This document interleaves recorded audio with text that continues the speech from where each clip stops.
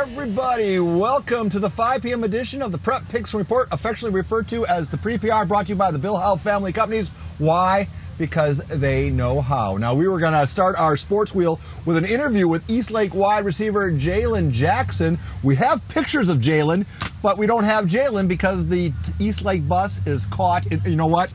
It's coming up right now and pulling up, so he's not going to make it. But let's talk about it. As we look at him catch the ball for Eastlake, he's also an incredible jumper. Yeah, speak to that. He was the runner-up at the state meet in the spring. That's fantastic. He's had SEC visits. He's a big-time track athlete. Why is it so important? Why do college recruiters get so turned on by guys who can jump? Well, jump and run because you get verifiable marks. It can be a positive. Also, if you're not good at it, it can be a negative. How so? Because if you're a great player and you got poor times or poor marks, you don't have the physical capability to play at the Division I level. And you had the great analogy. Being the 10th best jumper in the Olympics is bad because you get no money. You want to be the 10th best golfer or the 10th best quarterback. Yeah. All right, so if Jalen Jackson shows up, we'll try to get him in. I can see them getting off the bus, man. We missed him by 5 minutes. That's how sometimes the pizza crumbles. Right now we go north where Rick Willis is standing by with the Tri-City Medical Center Game of the Week. Take it away, Rick.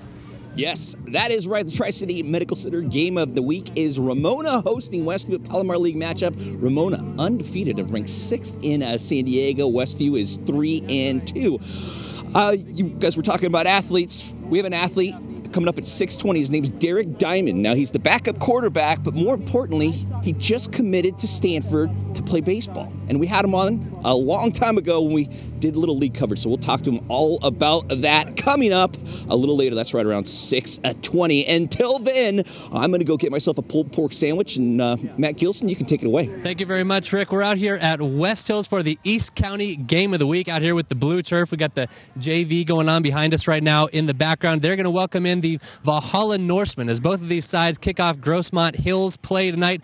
One interesting note, if you look at the schedules,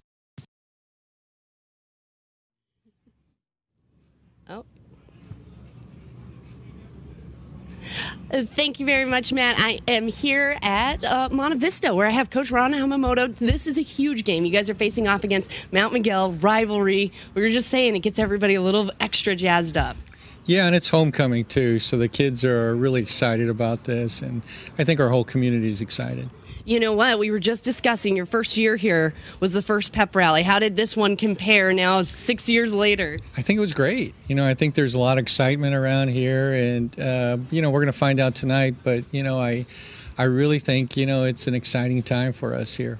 What can people expect if they're out at the game? Is it going to be your offense that has to have a big game tonight? Everything. We have to, they're very similar to us, Spring Valley kids, and, they dressed out 26 last week, and that's about what we're going to dress out, and a lot of kids going both ways, and with the heat tonight, it's, kids are going to get tired, and, it's just going to be one of those games where it's going to be exciting, and it's probably going to come right down to the end. Well, thank you so much for joining us, Coach. All right, we're going to send it down to you, Soderbro in the South Bay.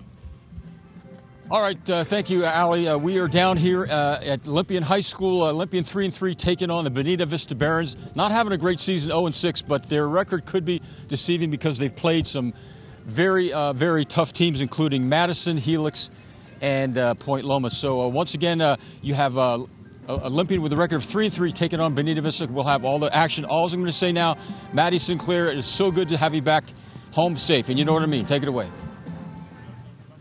Thank you, John. I really appreciate that. Well, I am out here at Tri-City Christian for the Pacific League opener between Tri-City Christian Eagles and the Army-Navy Warriors. I am now joined with head coach Shane Goodwin. Now, Shane, can you tell me a little bit about what Tri-City means? Okay, so first of all, there's 3 cities, Carlsbad, Vista, and Oceanside. So if you look in that direction, which obviously your cameras aren't going to do that, but over in that direction there, about 2 blocks is Carlsbad. We're actually in Vista. And if you go that way 2 blocks, you're in Oceanside. So we're in a perfect spot. It's like Tri-City Medical's right over there, so it's just pretty simple. We're 3 cities. Our school is built right where 3 cities are located.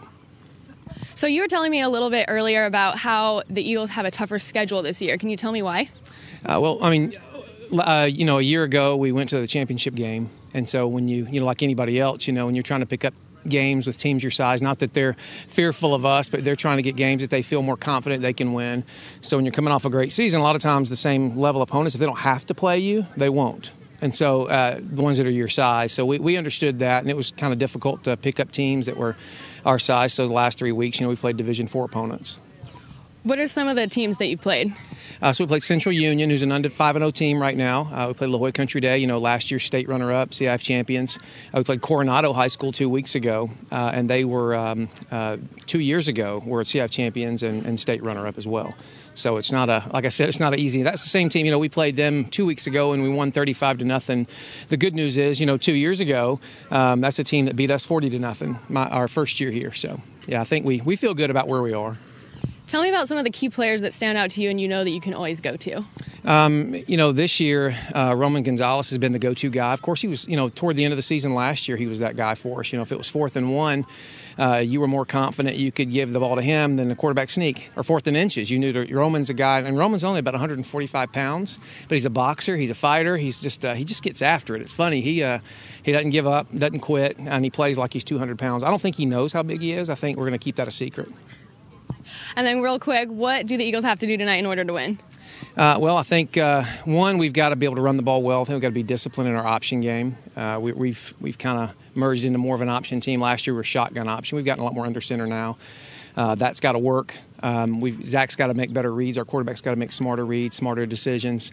Our kids have got to catch the ball when it's thrown to them and secure the ball when it's thrown to them. So we can't make those mental errors. That's the big key. We've had a lot of mental errors in these big games. We get against teams bigger and really well-coached teams. I think our kids think they got to overcompensate and try to do more than they need to and just do the little things right. Just if we can do the fundamentals right, I think we can win. Well, good luck to you tonight. Thank you so much for joining us. Paul, I'll send it back to you at Otay Ranch. All right. Thank you very much, Maddie. It takes an army to put this show on the air.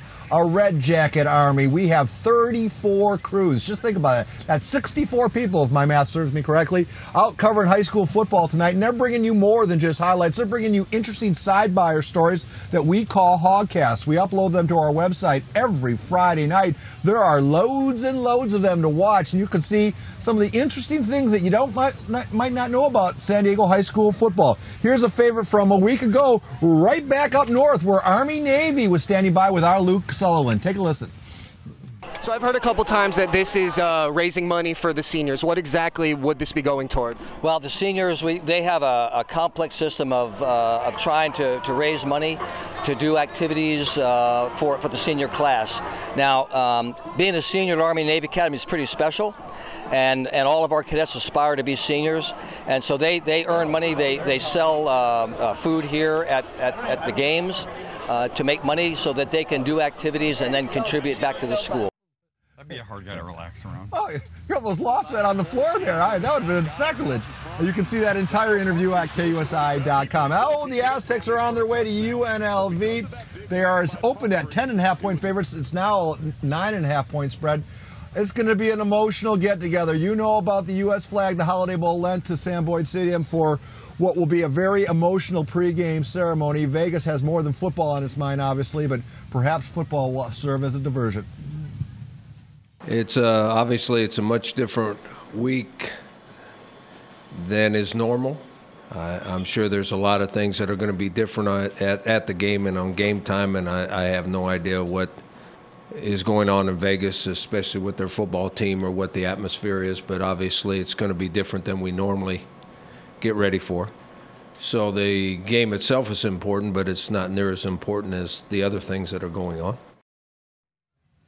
4 playoff baseball games on Friday. The first takes us to Minute Maid Park. The Astros continuing to thrash the Red Sox. Ball's driven the other way. Sends Betts back at the wall. It's gone. George Springer goes the other way with a solo shot. The series moves to Boston with Houston up 2 games to love. The final score 8-2. Astros. And hey, don't forget, Dr. David Chow asked me to remind this, and this is pretty important stuff for our entire high school football audience. The San Diego Sports Medicine Foundation is once again doing a free clinic Saturday morning for anybody who's got a medical ailment, sports-related or otherwise, who wants to have it looked at. If you're an athlete in this county, Dr. David Chow and his folks on Activity Road are opening their doors to you. So make sure they have done thousands and thousands and thousands of physicals and other related procedures for people who might not otherwise be able to afford their medical costs as it relates to sports injury. So what Dr. David Chow is doing for the community is really cool, and we want to make sure we make note of that. Coach, that is it for now. We hope to have Jalen with us in the next hour. We'll grab him. All right, well, we'll talk about that and other things coming up in a little bit. You're watching the KUSI News at 5 p.m., which is about to become the KUSI News at 6 p.m. All right, thanks a lot. See you, Paul.